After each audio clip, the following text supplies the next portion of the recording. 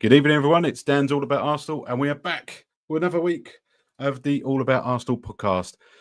My good friend Josh, he's in here to talk about everything Arsenal related, and obviously talk about last week and the upcoming week as well. But we have to play the intro before we get into it, Josh. So let's go. Let's do this. Listen.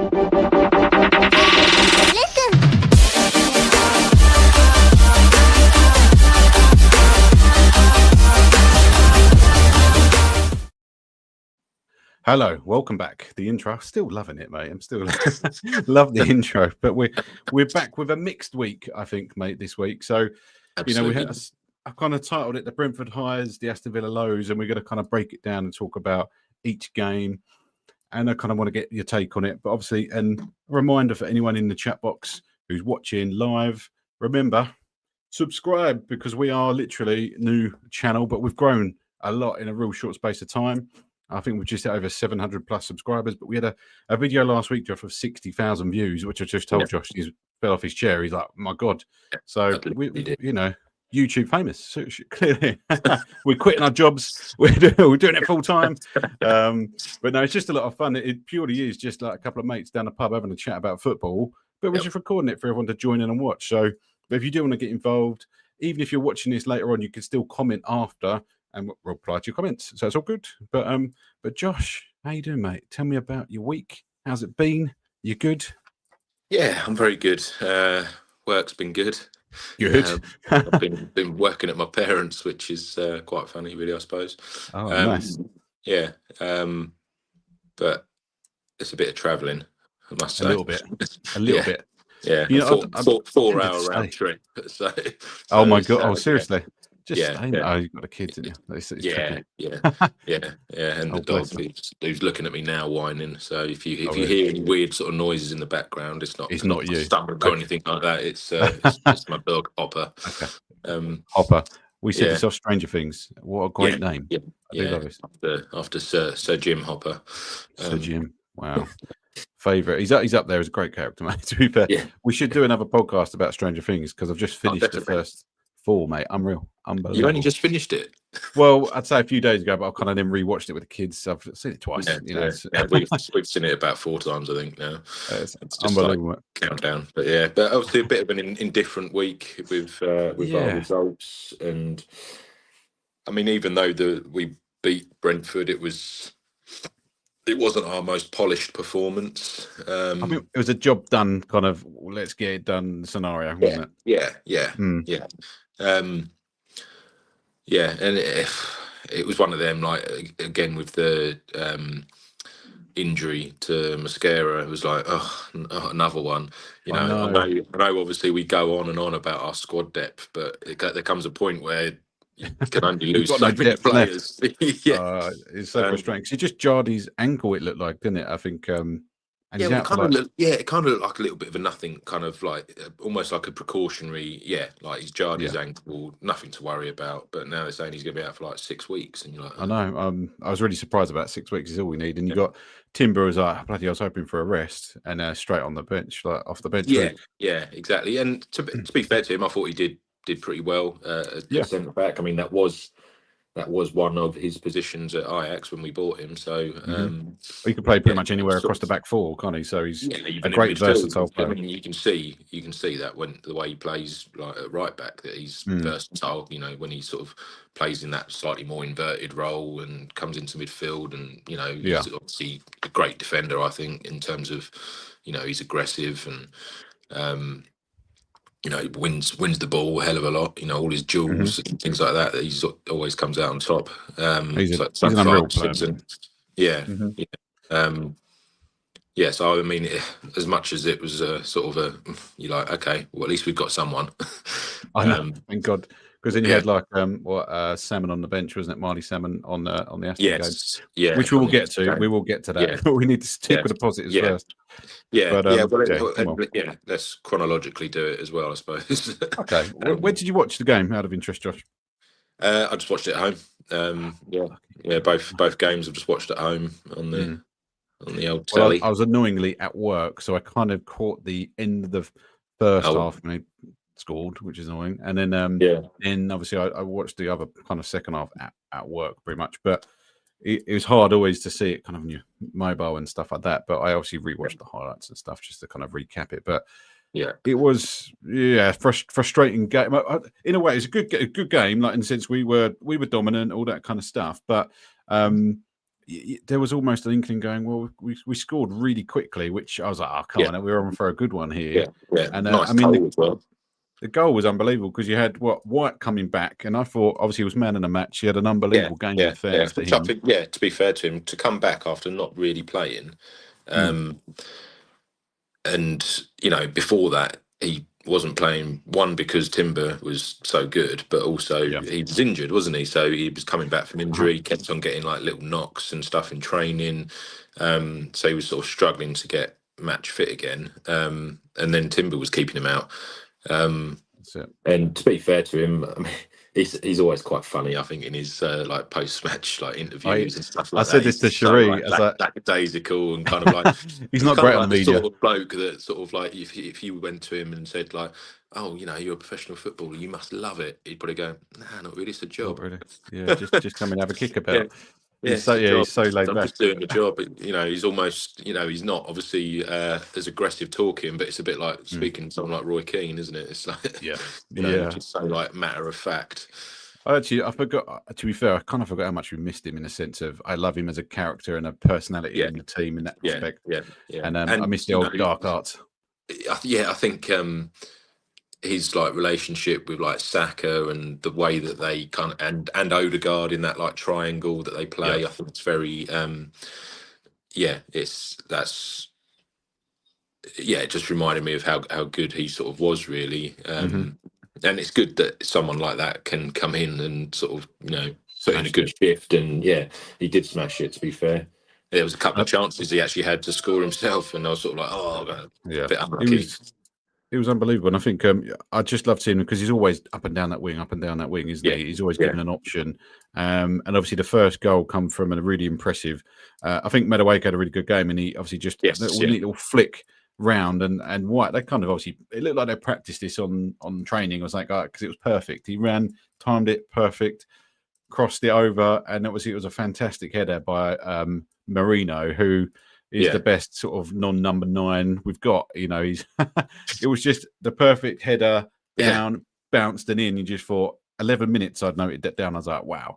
Yeah. And I was like, what the game off. There's so many other sort of podcasts and stuff like that I sort of see snippets of, and they all go, when are we going to stop sort of saying that he isn't a number 9 and just basically say he is a number 9 now?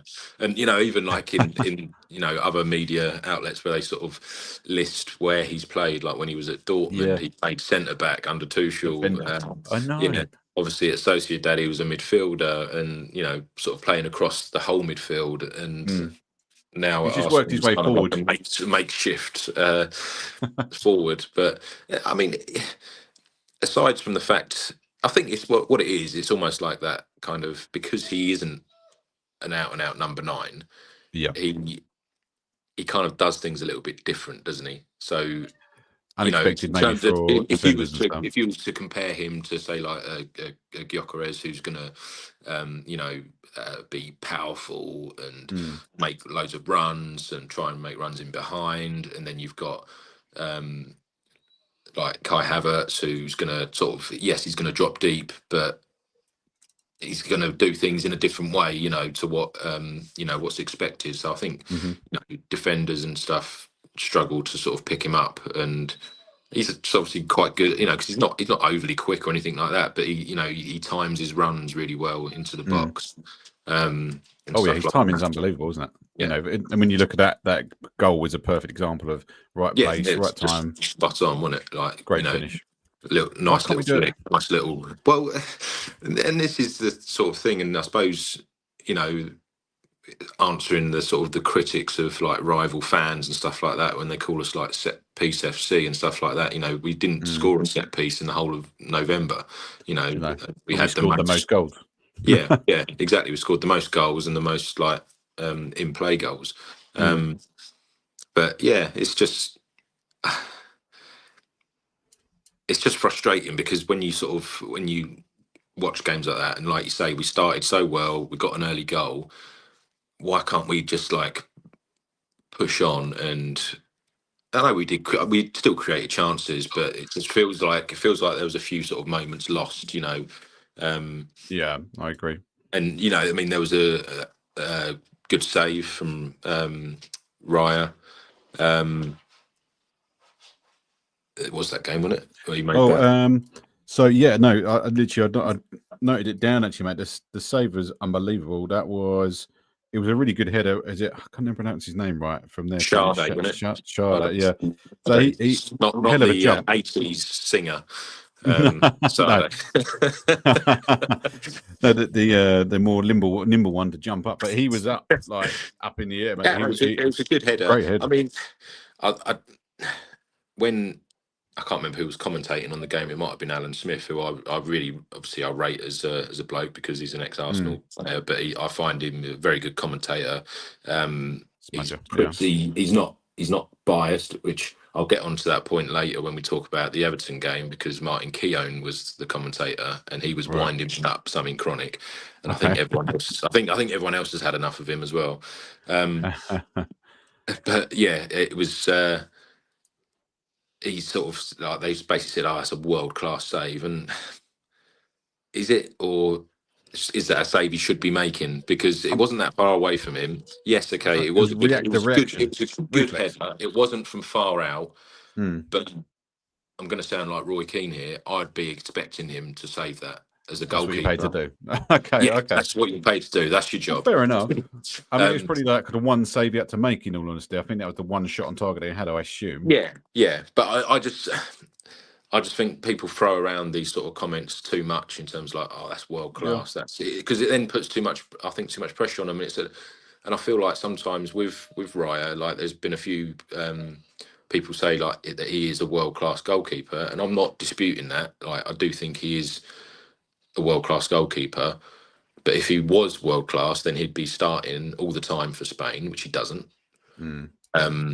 It's that I think he will do. Don't you think? I don't think he will eventually. I don't know. I just don't know if he fits that complete package of what they want. I'm not too sure. I mean, like I say, don't get me wrong. I'm not putting him down here. I think he is a great goalkeeper and he's done really well for us. But I feel like sometimes when that then gets branded about, it sort of creates a bit of a downfall sometimes, like where people kind of then go, when he does make a mistake or whatever, it's like, right, he's rubbish. Do you know what I mean? I'd rather just be like sturdy, solid, keep some clean sheets. And actually, you know, the whole clean sheet record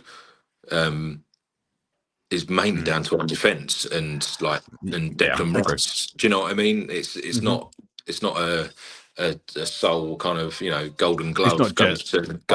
It's almost like it should be shared with, you know, amongst. Yeah, it's a funny one, isn't it? Golden glove, because if you didn't have a defence, not you're saving every goal. It's a collective almost. Like you want that as a back 4 or 5, wherever it may be. They should do an award for it, because the golden glove, one, fair enough. You're the best keeper, most clean sheets, but actually defensively, that they wouldn't do it without them. And we're kind of seeing that now. Let's be honest. We've got the makeshift back 4 in, if you like, because let's be honest, we've only got Timber's out of place. You've got Mascara's injured. You've got Nketiah left, and Calafiori, which he's playing well all season. To be fair, I've got no issues with that. But you do. But there should be an award for like the best defense, because was it 8 clean sheets? I think now. I think out of what, the 15. I think we've conceded a few more than we'd like, I think now. But it's kind of gone out the window a little bit. But I think was it 9? I mean, in terms of trying to beat that Chelsea record, that's looking a little bit less likely now. But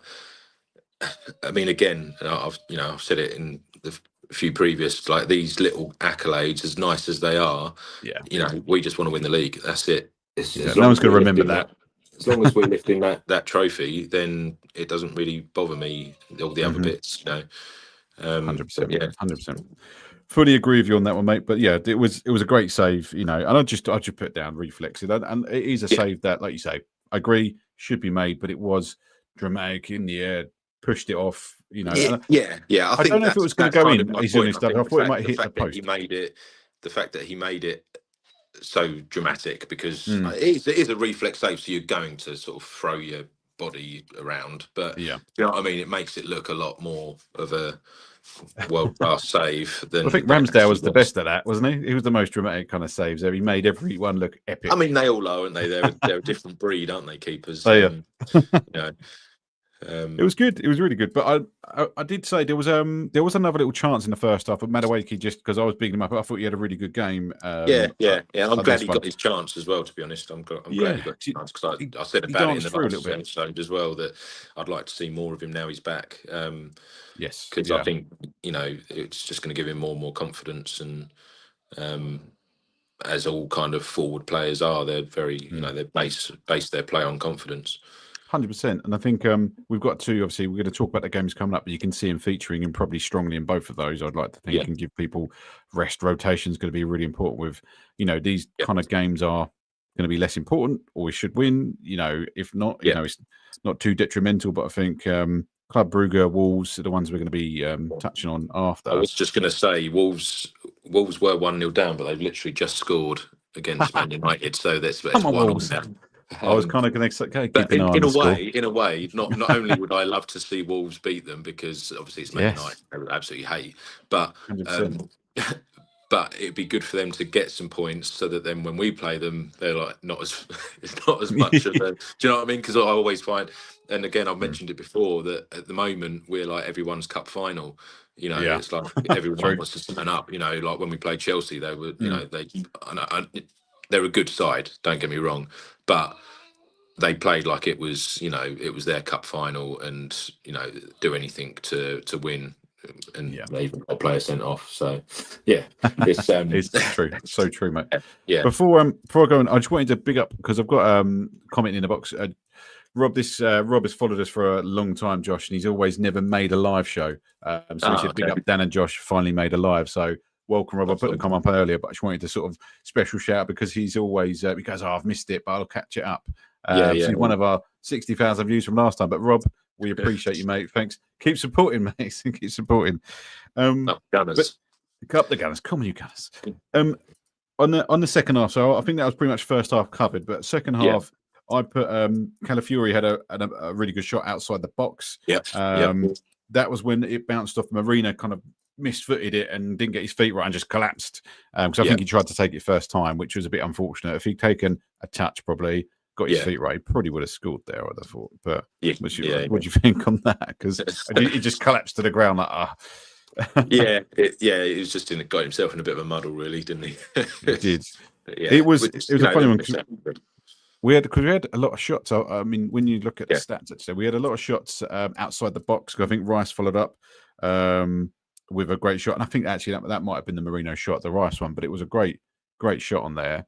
I think when you look at the stats, because I'm stats man up here, expected goals on the day is always an interesting one, but it's 1.77. Obviously, possession-wise, we were heavily, 62% possession. We had 15 shots on the day and 7 on target. They had 6 shots and 1 on target, which was kind of getting back to that kind of, defensive structure, if we can, hold that. I mean, we had 4 big chances there. One was the header from Sade. They had 8 corners. I don't actually remember that many corners, but it's quite a lot on it. Hell of a lot. But what was interesting, because we didn't get a booking, we were very, I think, aware, Calafiori, especially on that particular game, of not getting kind of a booking at all. So we were quite good on that, which I am thankful for, because obviously he almost took it in the Aston game, which we'll come on to. But knowing that if I miss Wolves, it doesn't really matter, because Skelly's probably going to come in anyway to a certain extent. So but then I don't know if there is. I don't want to sound like one of these Arsenal fans that sort of like worries me, but I do feel like there's a bit of a refereeing vendetta against us. Like some of the decisions, like I just sort of think that's not a yellow card. No, it's not a yellow card. I mean, I think it was. 100%. I mean, it might have been in the Villa game rather than the Brentford game, but Zubimendi got a booking, and it was like, what for? I think you won the ball. Yeah, exactly that. And evening to Sebastian as well, Josh, another person in the chat. Always say welcome to chat, guys. Any questions you have for us as we go along, chuck it in there, because we will stop, catch up, and then go through. So you're welcome. But yeah, it was a funny one, mate. I think on that side of things. But I think there was also a couple of frustrating points I had because I'm been looking forward to Gyökeres coming back because Mourinho's been great. I've got no issue with that, but having a proper striker back, and but when he came on, there was an option and a time where he was running forward. Kind of you had an amazing run. Gyökeres was there. Gyökeres was there, and he decided to shoot. It was a good shot. It went straight to keeper. And it bounced out, and I think it went to Saka, who then, chance for Saka. He finished him for dinner, really easy. But I was like, of course, he's there. He's ready to run. You can see he's watching, waiting, and it was really frustrating. But there was a lot of the balls and the shots we did have went straight to keeper a lot of the time. It was pretty much easy saves for him, but I was getting frustrated, and I have got a screenshot just to kind of show because this is the one that got me the most. Although luckily Saka scored. I'd love to see what everyone's thoughts are on this. So this was the screenshot from the Brentford game. So this is when Saka's got the ball. He takes the shot, and it was an amazing ball through by Marino. So I've got to give Marino props for that.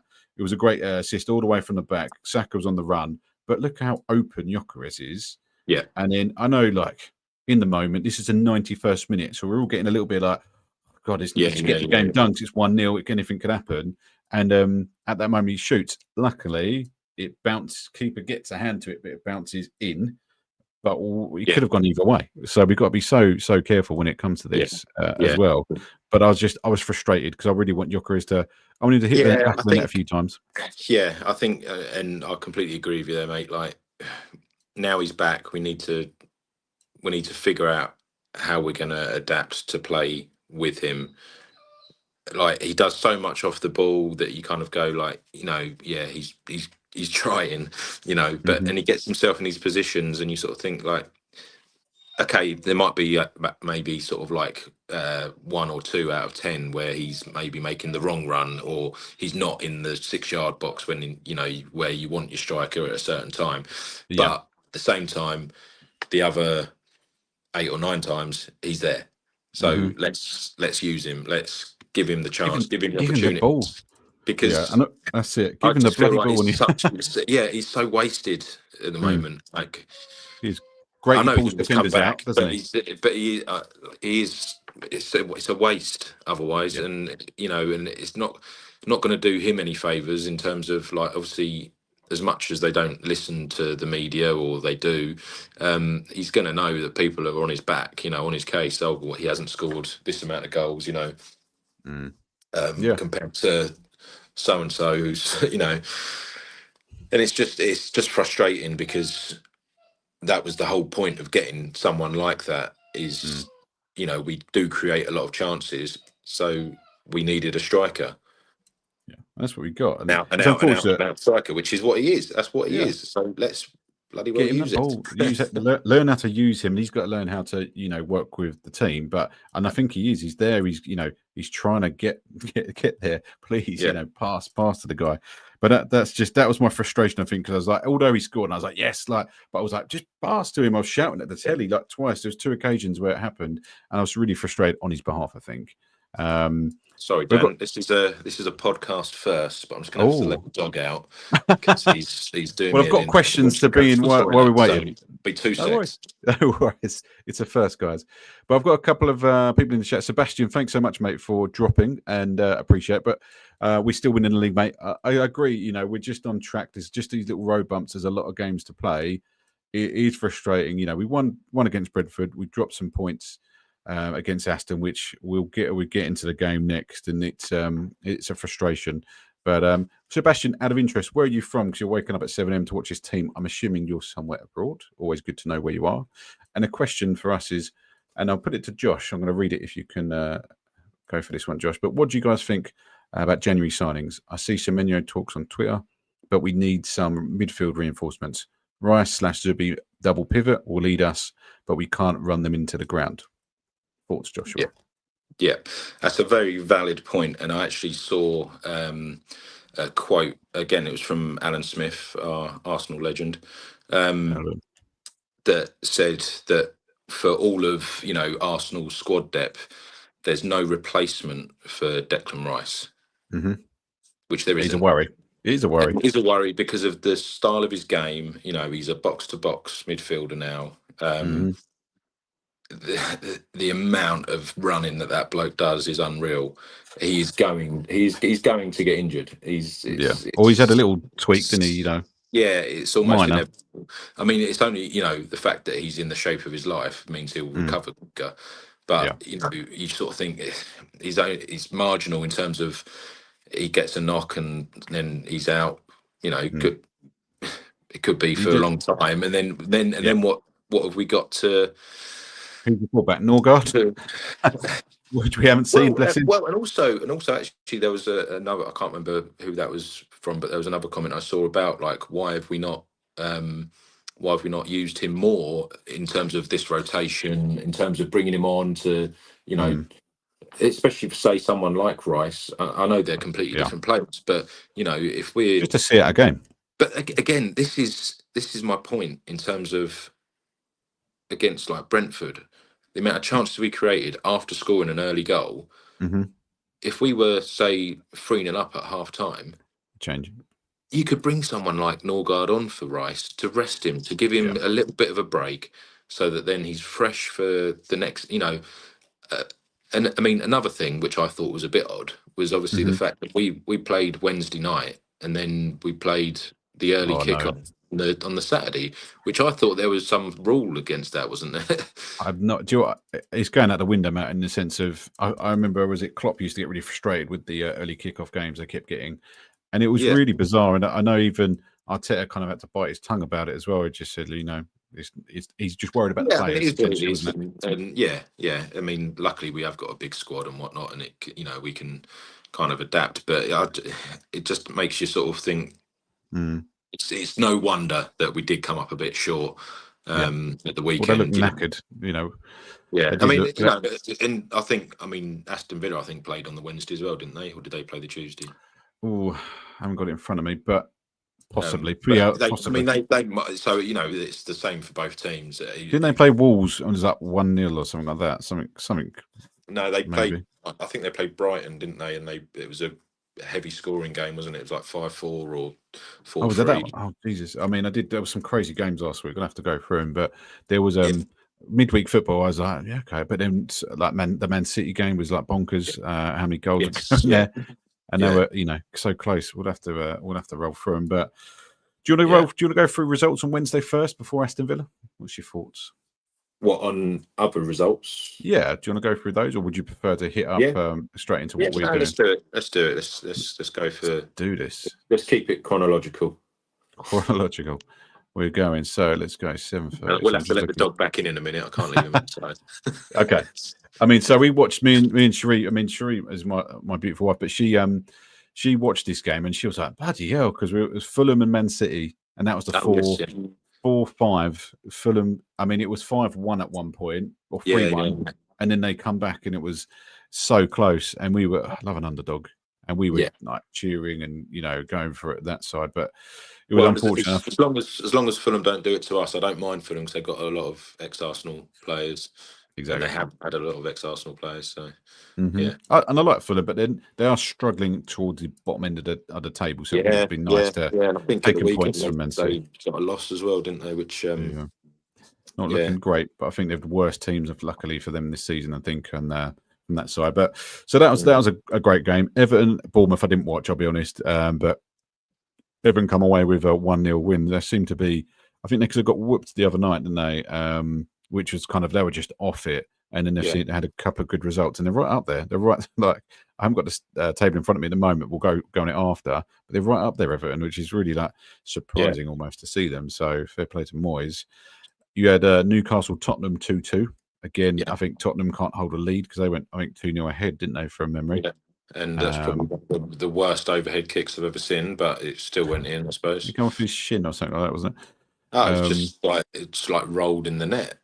No, I didn't see it. I heard about it, but I didn't see it. But I just we'll move on from both those teams. I like Newcastle. They've got a little kind of place in my heart, but they're one of our bogey teams a little bit. I'm just glad we beat them this season. Wolves, at home to Nottingham Forest, they lost 1-0.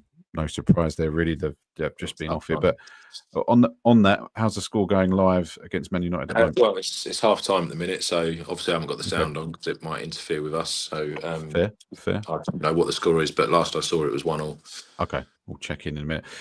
Burnley at home lost to Crystal Palace. Palace 1-0.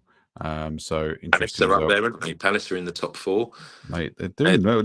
Yeah, I mean, I rate Oliver Glasner as a manager. I really do. You know, a lot of people do, mate. Was it Frankfurt he was at? I think that they won the Europa League when he was there. Yeah, he's obviously won the FA Cup with Crystal Palace for the first time. He had a great season last season, and and he's still doing well, even with a depleted squad. That and Europa League football, because that normally for a lot of teams, makes them come unstuck really in the league because of the schedule and everything, playing on a Thursday night and whatnot. But yeah, no, hats off to him. He's doing a good job. Have we got Palace in the next few games? So we've got them on the 23rd of December and that's just the cup game. So and we come because we had the FA Cup draw tonight, so we have to touch on that as well. So yes, we got Portsmouth, didn't we? Portsmouth, interesting. Fratton Park. Come on, I think it's like we should be all right. A good time to rotate. Let's go. But I think players like Nwaneri, Skelly, all that should be involved in that. Yeah, I want to see what more when you're. What's happened to him? It's just weird. It's weird. There's players that aren't. Again, I feel sort of bad for him in a way in that.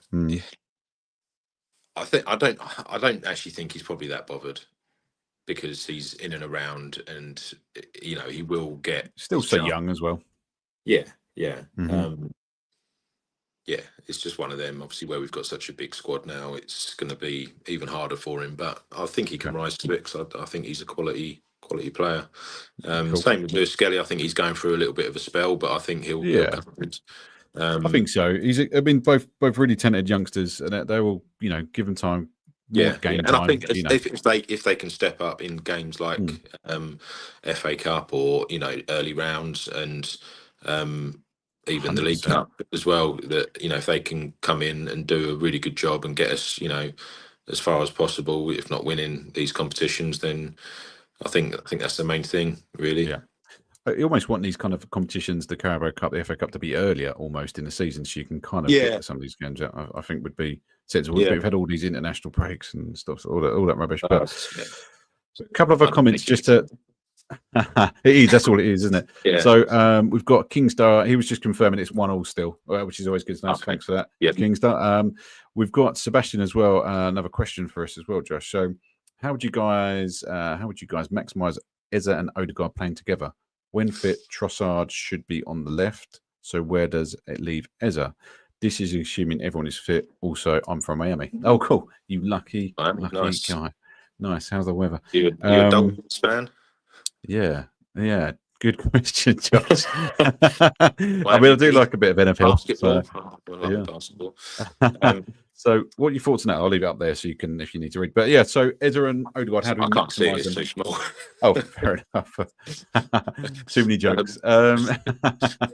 It's I mean, for me, I think Trossard's absolutely. He's played really well on the left this season, so I think he's the definite kind of. He's locked it down. I think Martinelli's your backup on the left still for a coming on. This is for me. It's just my opinion, and I think Eze. Obviously, he's been playing it. He just didn't have a great game, did he, against Aston the other day? And he got took off quickly. And I think you could see him, and I think it would be a good option maybe to rotate with Eze, Odegaard, give Rice a bit of a break. You've still got Zubimendi, which could be rotated as well. I think there's a few options where you rotate Zubimendi and Rice with an Eze, or you put him on as a game changer, someone who's going to come in and be a maverick and create a moment, because he's not up to spec yet, I think, with the defensive work he's got to do, which you saw in or we'll see in the cash goal against Aston Villa. But obviously that's my take and that's my thoughts on it, Josh. But what's your thinking? Yeah, I mean, I kind of agree in the fact that for me, Eze is more his sort of skill set and everything is better when he's like the maverick, as you say, and he can float basically across that sort of front three. And I think when we have to sort of pigeonhole him on the left, you don't get the best out of him. And like you said, like you pointed there, he was kind of at fault really for the first Aston Villa goal. Yeah. Because his defensive work isn't quite up to scratch. I mean, you say it's not up to scratch, but I think in other games where he was more in that like number 10 sort of role that Odegaard kind of plays, he was tracking back and he was winning the ball and stuff like that. I think when you're out wide and you're having to track back, it's a different sort of defensive work as when you're in the middle. So you have to kind of really work in partnership with your fullbacks and sort of doubling up on players and stuff like that. And I think just being vocal as well, because sort of I think Calafiori was obviously still on the pitch, wasn't he? But he kind of got dragged inside a bit, and he was kind of a bit in like no man's land, really. Whereas if you've got someone that knows has any kind of defensive sort of nous about them, he would sort of maybe shout and say like, we've got Johnny Cash coming up here. Bring a ring of fire, Jesus Christ. But his ring's on fire. Yeah, literally. It's frustrating. I've got a screenshot if you want, just to show while we're on the subject. We will cover it as well. But this was it at the time, and I took this just because I was really frustrated with it. You've got Eza on that far right hand side, if you can see that, and in Cash, you can see the ball's been played and he's already off. Eza's not even looked yet, and then he's like, oh God. And I suppose in Calafiori's defence, there is I don't know who that is on the edge of the box, but you can see why he's in that position actually, rather than he's not in no man's land. But again, a little bit of talk and just kind of like, Eza should be more on his toes and just nip in front of him. Just that's all he's got to do. It's not, it isn't hard enough to put him off, but it's sorry, Josh, I removed you by accident. There we go. Technical problems. But no, it was screen. It's getting closer. But right, let's kick off. I mean, we've got let's finish those results off quickly because we did. What did we get up to? So we had Burnley, Brighton, Aston Villa. So it was 4-3. What another great game. 4-3. Jesus Christ. Then it was Brentford, Arsenal, Liverpool, Sunderland. I think we should talk about Liverpool, in fairness, especially with everything that's been going on with Salah and stuff like that. I think it's kind of comical in a way. I mean, what do you think of the comments? I was always going to bring this up and touch this at some point, so we might as well it's out. Let's talk about it, because obviously he was not happy. He's been left out 3 times on the bench. He's off to AFCON. He's saying it's going to be his last game, before AFCON, and but he wasn't a happy bunny, was he? Unfortunately, no. The thing is, he's done this before, and it's kind of. I think he was let off the hook before because he's done such a service for them. Sorry, I've got to let the dog in. He's scratching at the door. Go, mate, go. So for anyone who's joining in, Josh is letting the dog in. But we're talking about, just while it come up, all about Liverpool. Obviously, we're midweek at the moment, 1-1. And obviously there was some comments after the game from Salah. He's obviously not happy.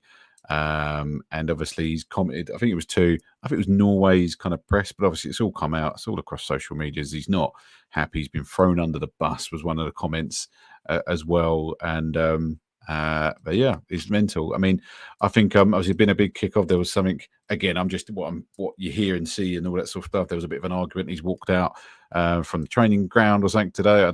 There's all stuff going on.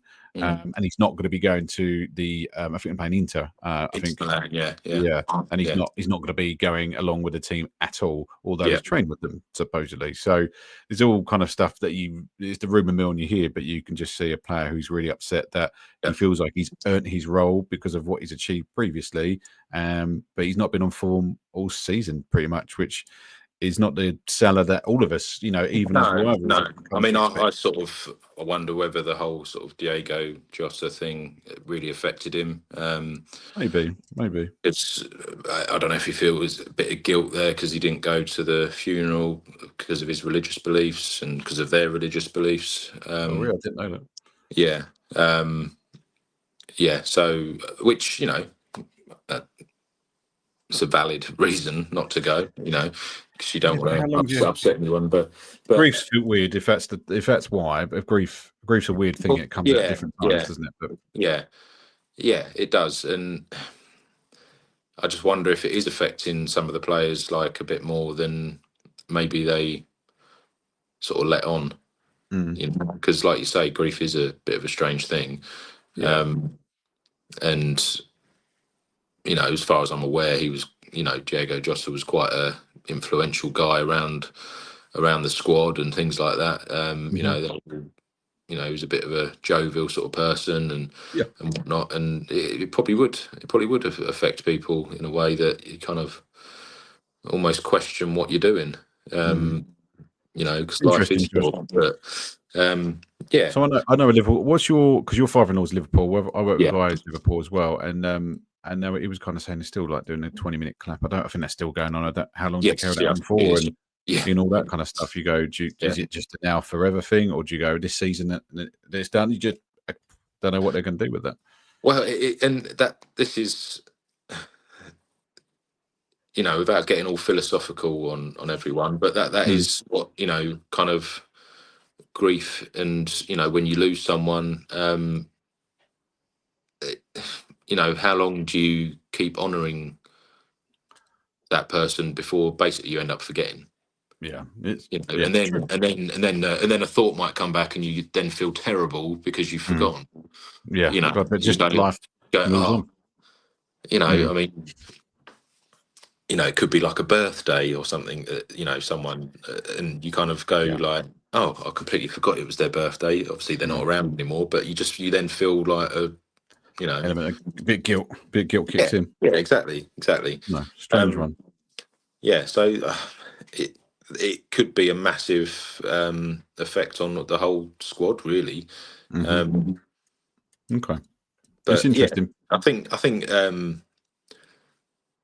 think as well with them, it's just they've struggled to get their players sort of. I think everything about their kind of their transfer window and everything, it was all a bit kind of weird in terms of they obviously did a lot of early business, and then the whole Alexander Isak thing where he, was basically refusing to like train and everything with Newcastle, but then that meant that he wasn't fit enough to play when they did sign him. And I mean, he's been terrible for him. He's got one goal or whatever, and I mean, all right, it was quite a good goal, but it's just sort of like. But I said this. I had this conversation with my father-in-law, who, like I say, is a big Liverpool fan. I work with his brother as well, who's big Liverpool. Like the whole family's Liverpool. And I said I'd be a bit worried about buying Alexander Isak. I know we were sort of, there was a lot of Arsenal fans that wanted him, but he literally had one good season. Yeah. If you look back on his it was his injury record for me that put me off. Well, and just sort of, I just think he had one good season, and to spend that amount of money on someone that had one good season. I mean, people might argue, oh, you've spent 60 odd million or whatever it was on Gyökeres, but he had two good seasons. Yeah, at least. Yeah. And he's more of someone that kind of fits that profile of what we needed. We didn't necessarily need I see Isak as a bit of a prima donna as well. I find he's a bit kind of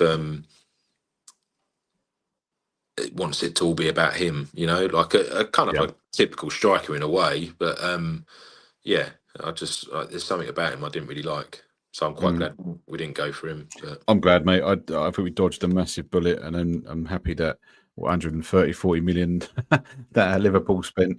Fair play, you can keep him. We didn't want him, but I wanted someone who just wanted to come in. I mean, at the moment, Gyökeres hasn't maybe hit the ground like we expected, but we've still got a couple of seasons. I'd probably see us maybe going into the market for more, but I'm looking forward to, we've got players to return as well.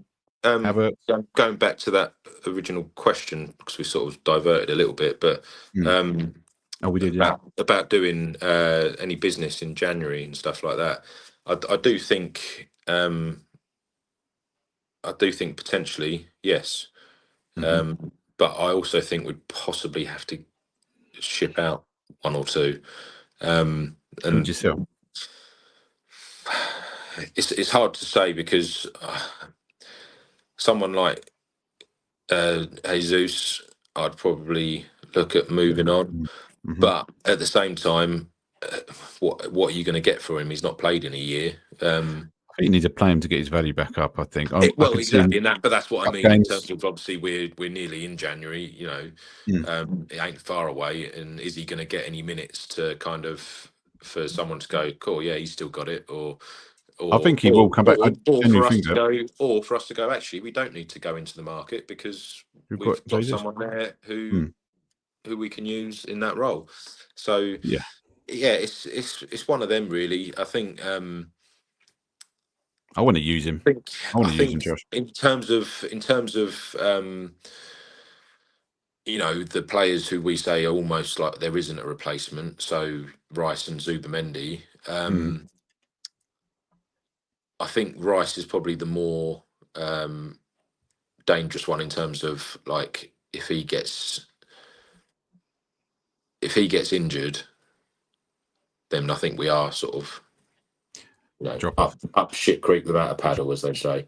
But I feel like with Zubamendi, if he had I don't think he's that sort of player that's going to get really badly injured where he'll be out for like weeks and weeks on end. He's quite a clever sort of player, isn't he? Like, yes, he puts himself about, but he's not.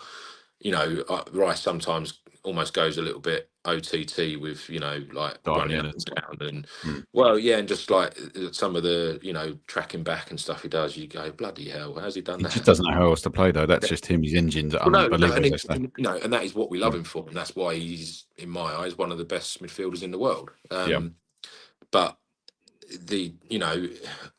on the flip side of that, if we were to buy someone as a sort of backup, who would you get? Who would you buy?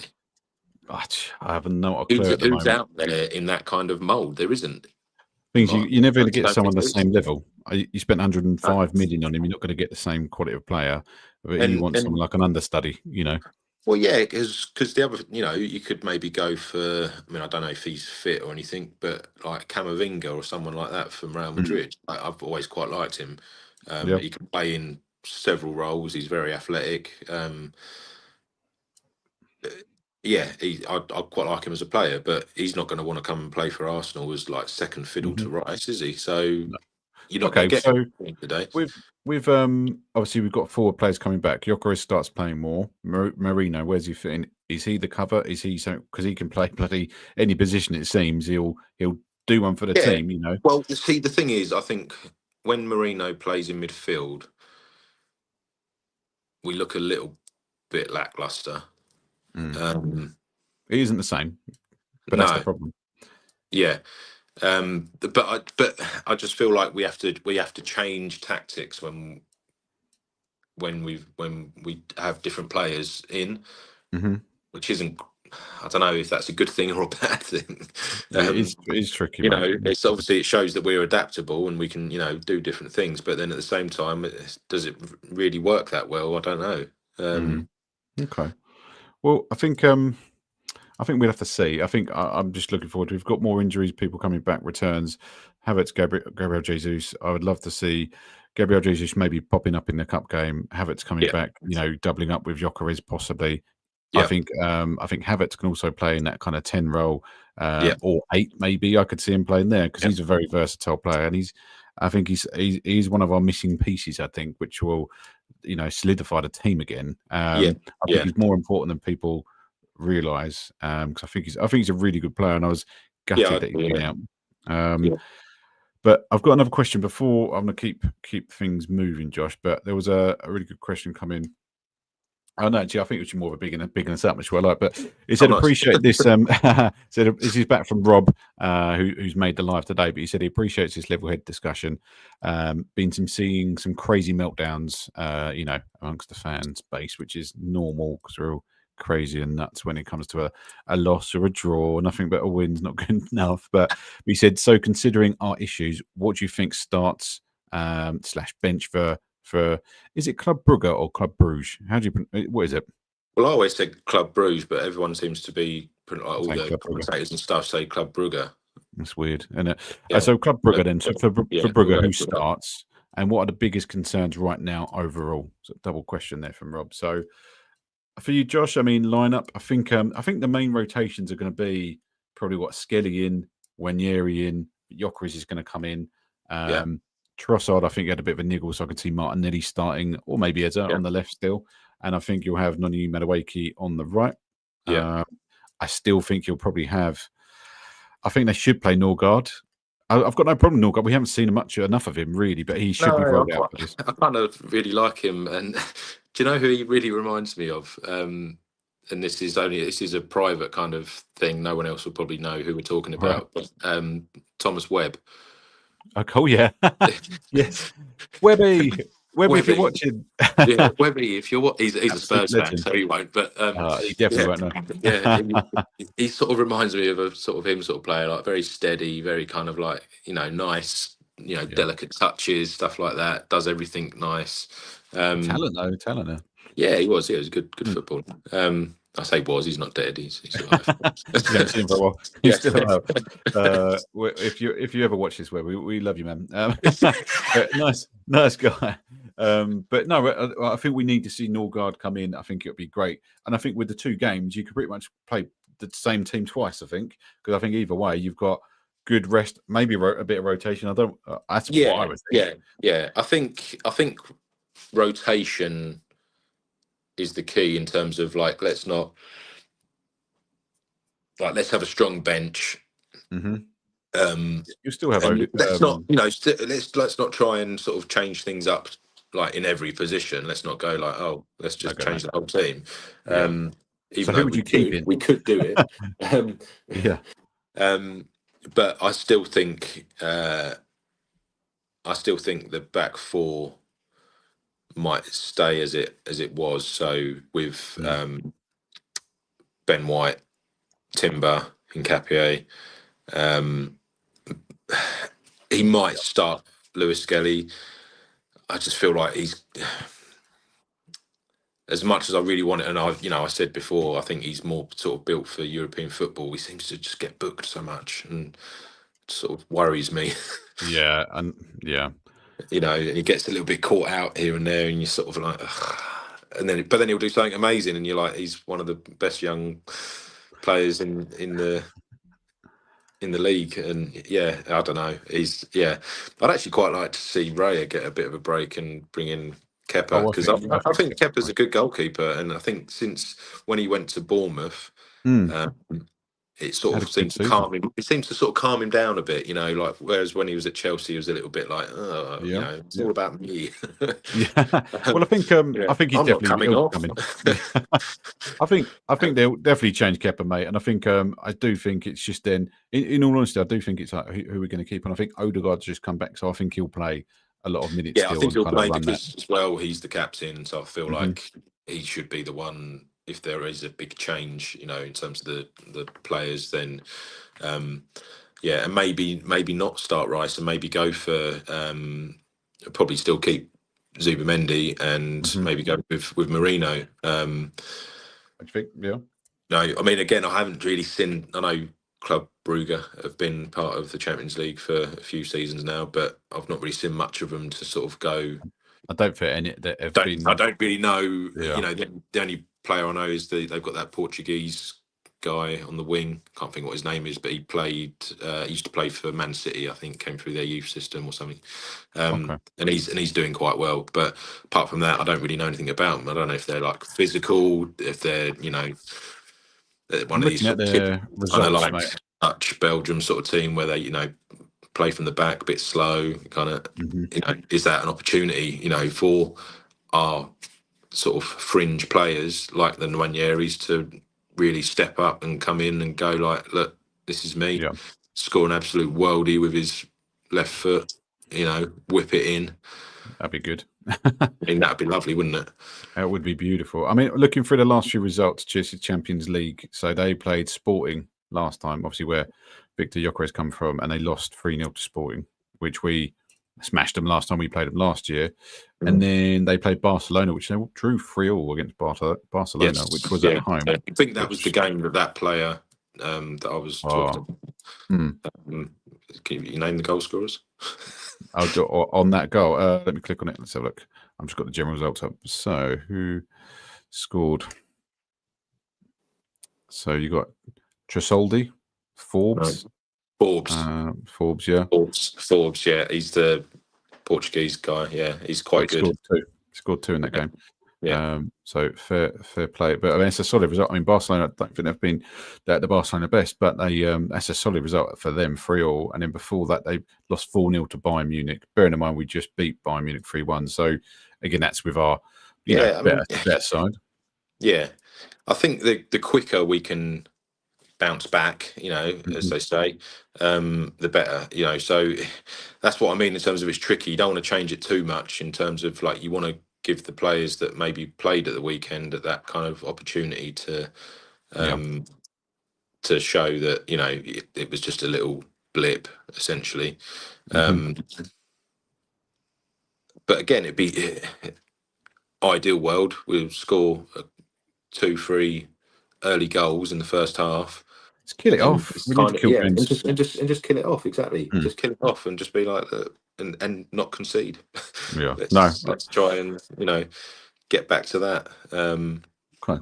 Well, I think it's quite good because we've covered the Club Brugge game, but we haven't actually touched on Aston Villa yet. So I think we do need to touch on that. And I got a couple of pointers, but I mean, if I run through a couple of notes about the game, watching the highlights, sort of going back through it, and I think Watkins, he had a really early chance and it was a really good save. It was quite, a keeper save down low, really quick. He done well to get that, but defensively we were a little bit maybe lackluster at that moment.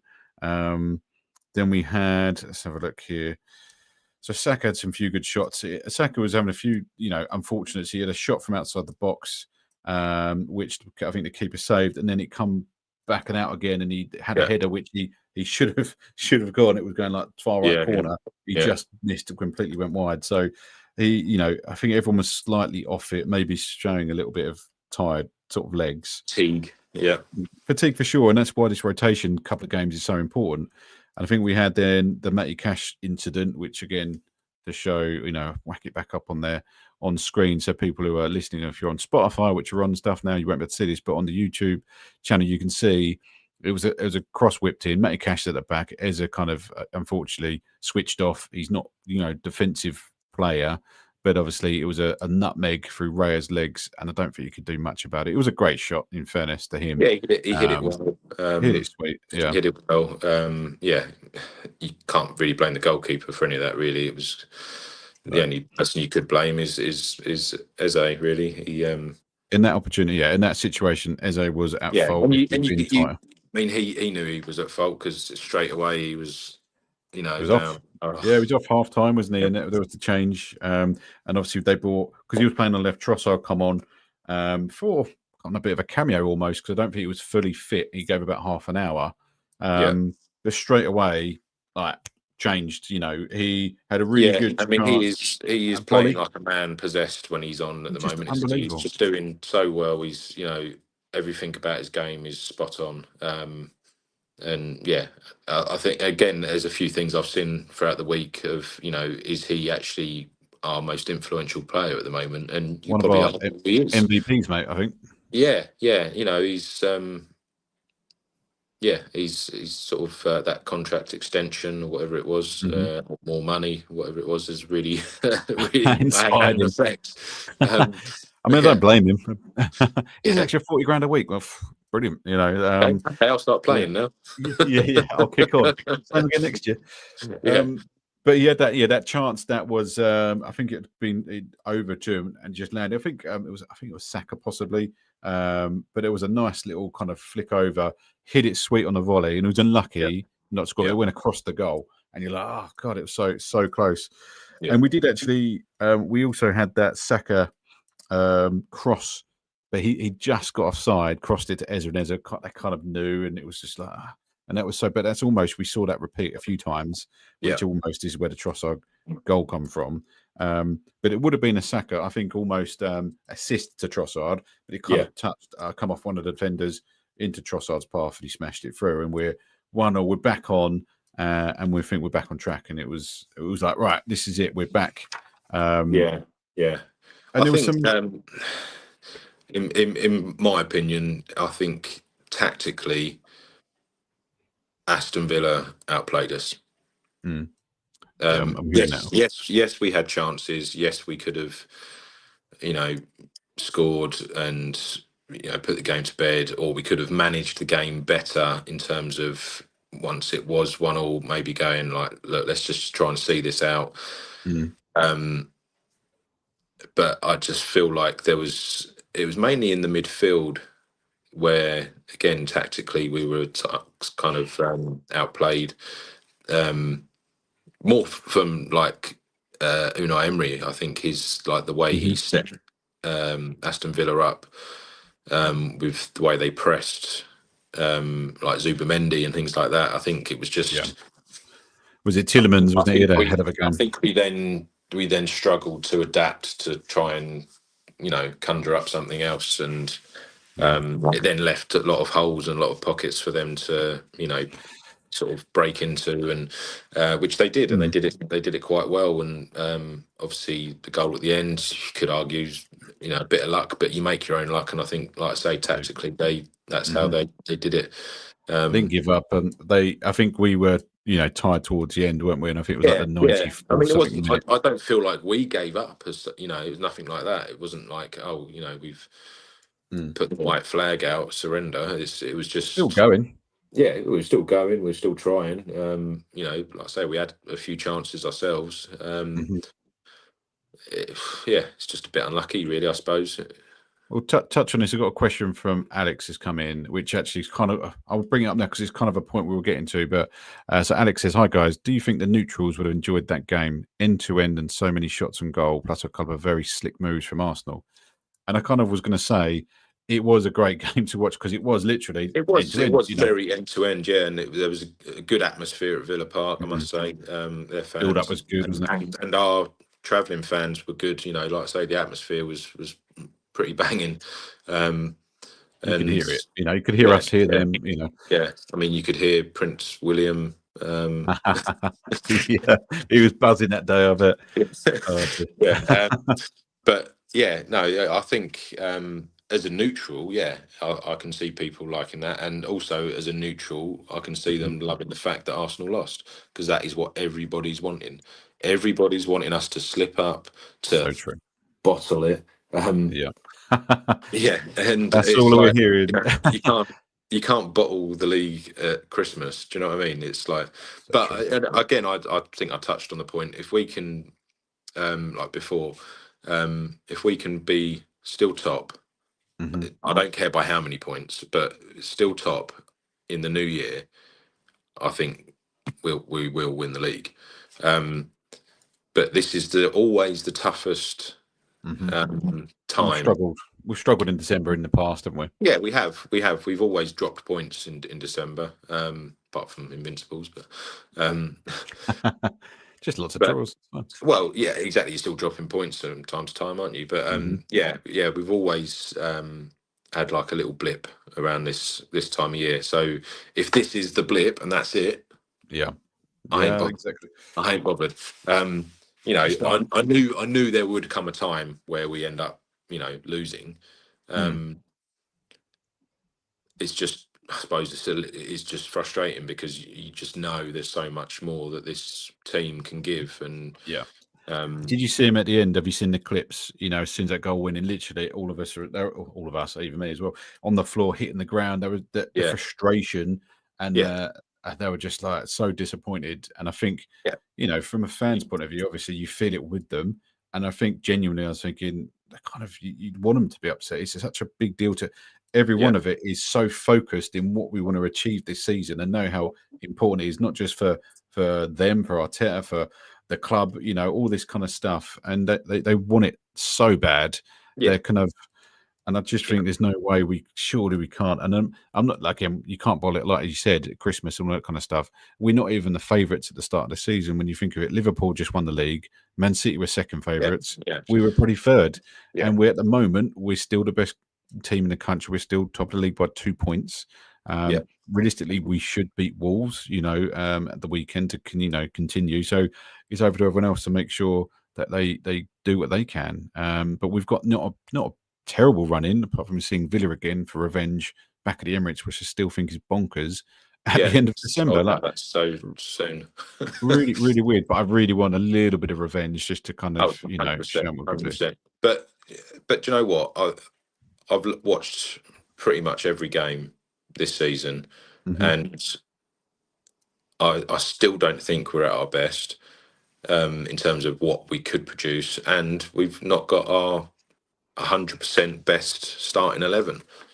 I don't think we've had it all season technically, because we had it maybe for one match at the start was Man United, and we've had injuries since, and all teams suffer. That was always going to be difficult because of the new recruits, them bedding into the to the squad, into the team, and into the way we play. That kind of initial sort of 5-6 games at the start of the season was always going to be a little bit like, finding our feet, Sure. But we've had literally injuries from almost day one.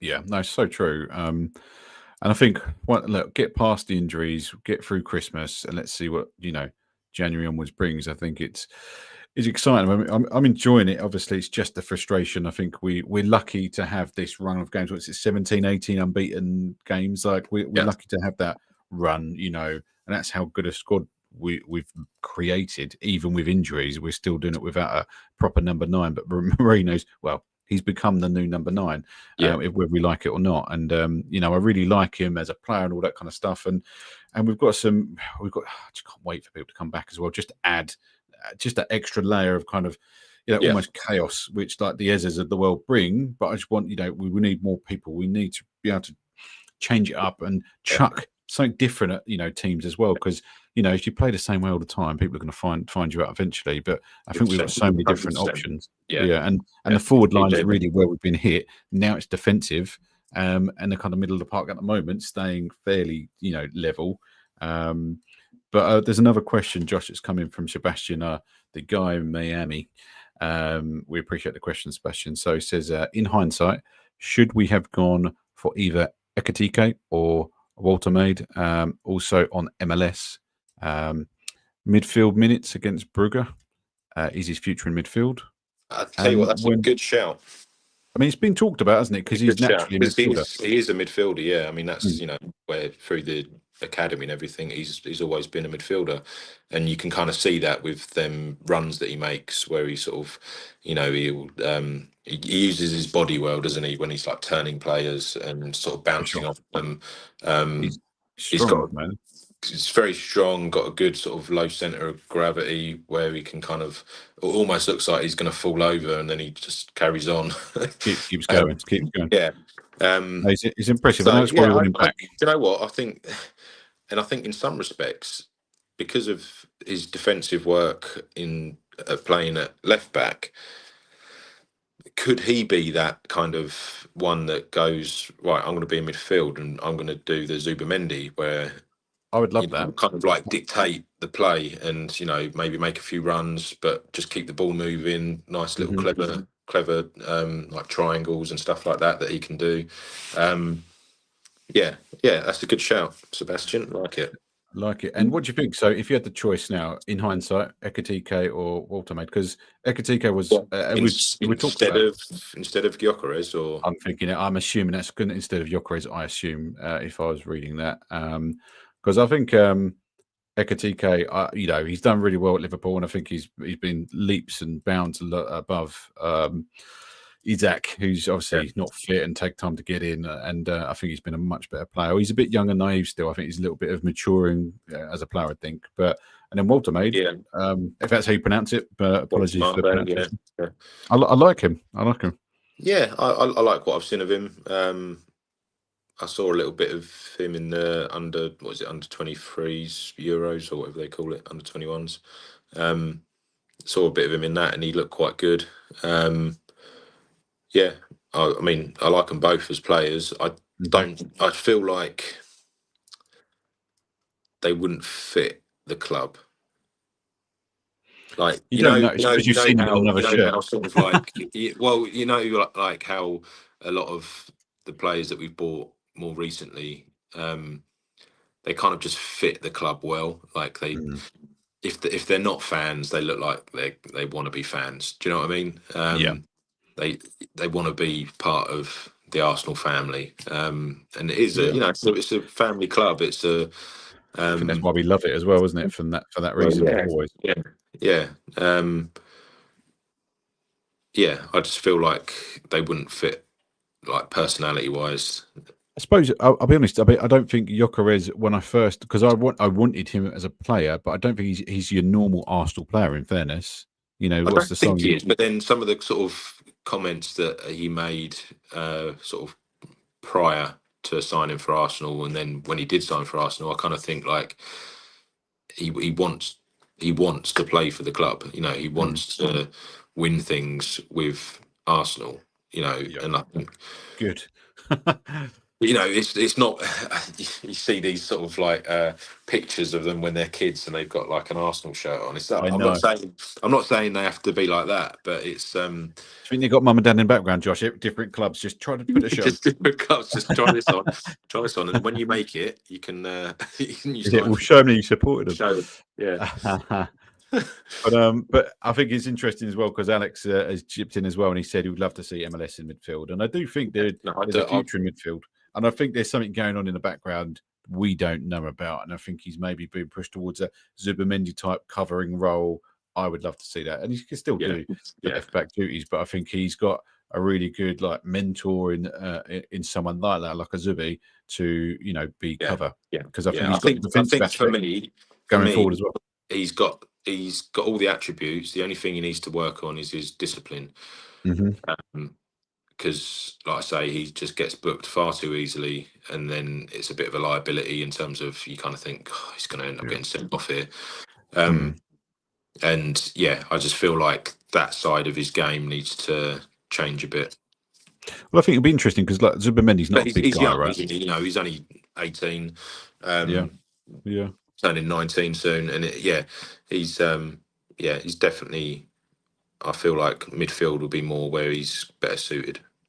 Okay, well, I think we'll have to see what happens, but I could see him being a bit of a like a Zubimendi because he's short as Zubimendi. He's not a tall player, and MLS is the same. So I think actually, but still very athletic. Still putting a challenge. Look at him challenging people in the middle of the pitch, like winning the ball back, turning it over, and he's not having to worry about the height aspect. I know the balls are getting maybe kicked over, but that's one thing that he does lose defensively a little bit of his, the height. The rest of the team are 6 foot plus. I don't know if he's 6'1" or something like that. I don't know if he's as tall as that, but I don't think he's that tall. No, I think he's about 5'10", isn't he? Yeah, 5'10", 11, something like that. But so I think something maybe middle of the park actually would suit him quite well. I think so. It'd be interesting to see if that would evolve into something like that. And actually, maybe that game is a good time to sort of show that, or the cup games. No, exactly. And I just got Shree saying Rice is definitely a gunner. He's never blue and he bubbles. Fair. Yeah, I think he's come through, obviously, the West Ham and all that kind of stuff. He found the home there, but he's very much one of us now. I think, everyone. He's 100% a Londoner. He started at Chelsea, went to West Ham, now he's at Arsenal. He had an option to go to Man City, and he said, "I'm not leaving London."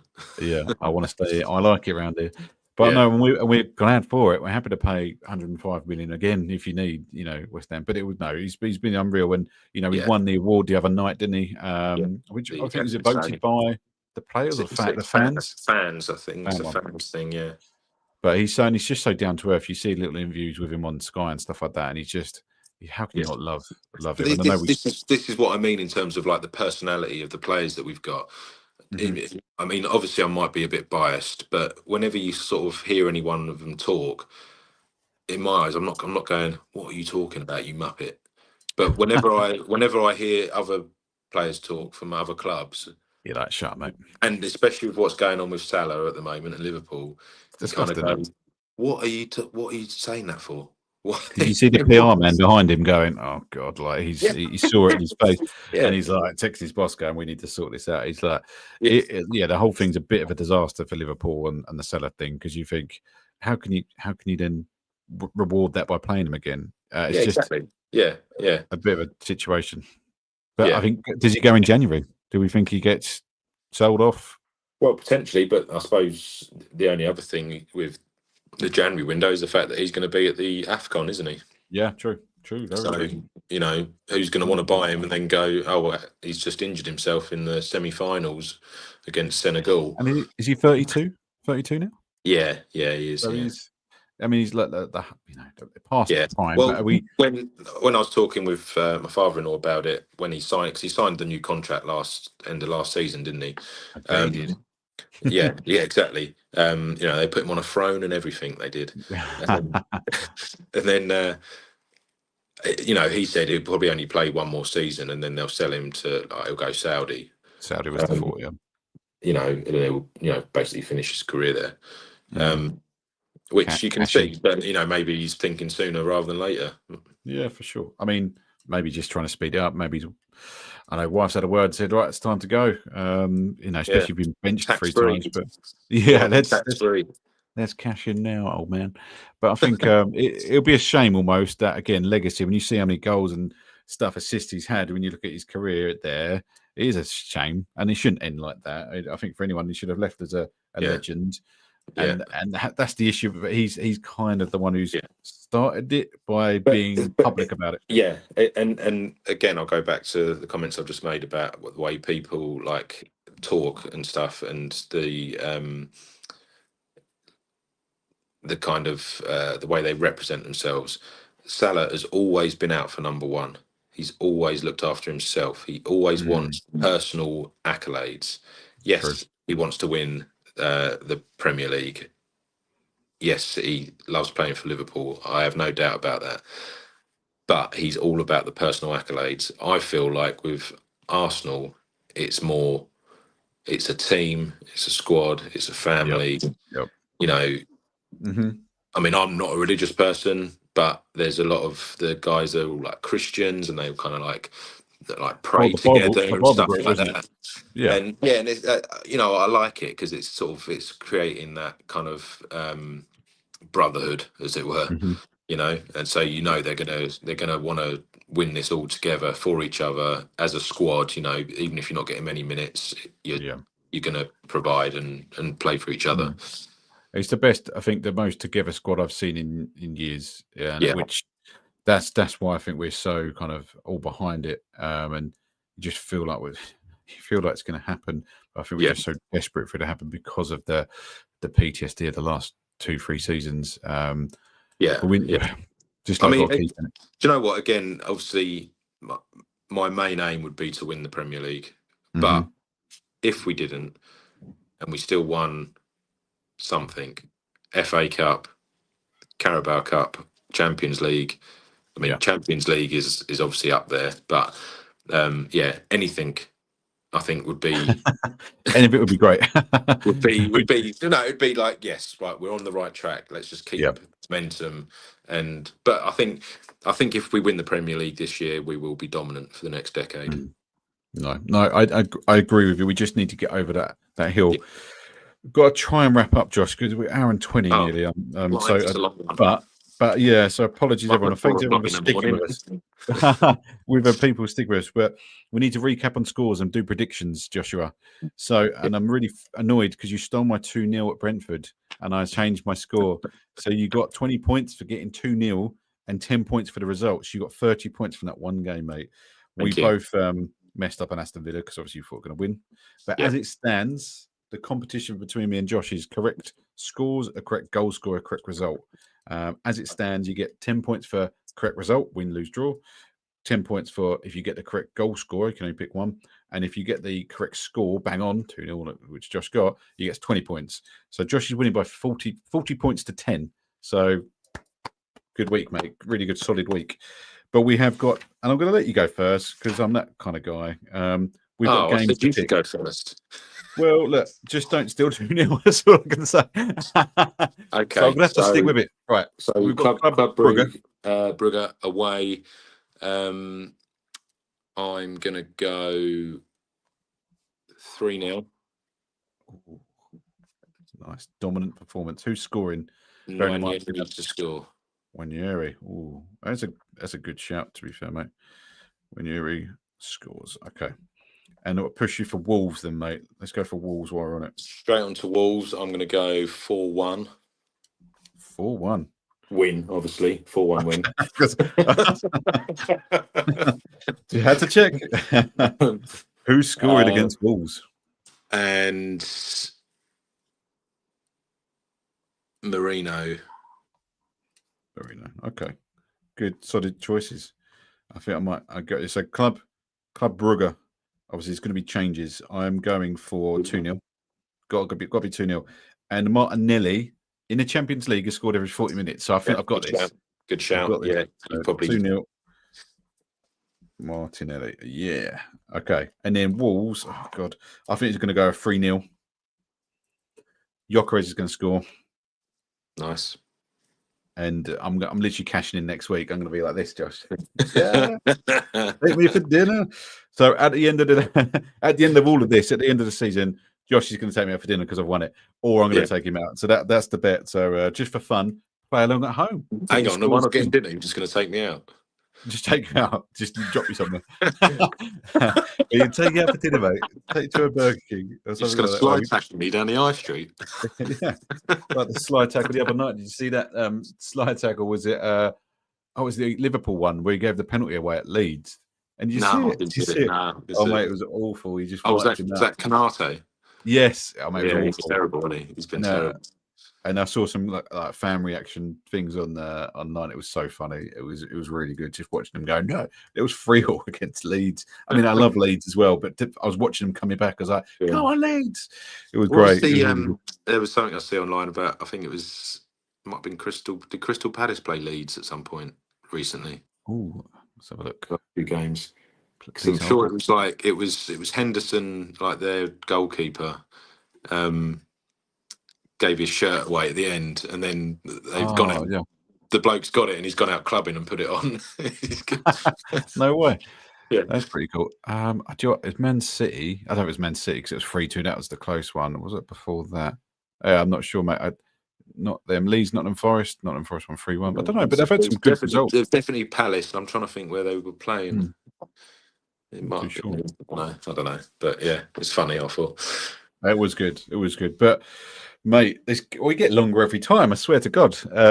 But for everyone who's stuck with us, we've got people in the chat and everything else. We want to say thank you for watching us. It's every Monday 8:30. We've got in a good routine of doing it, and we haven't worldwide, Miami, baby. Worldwide.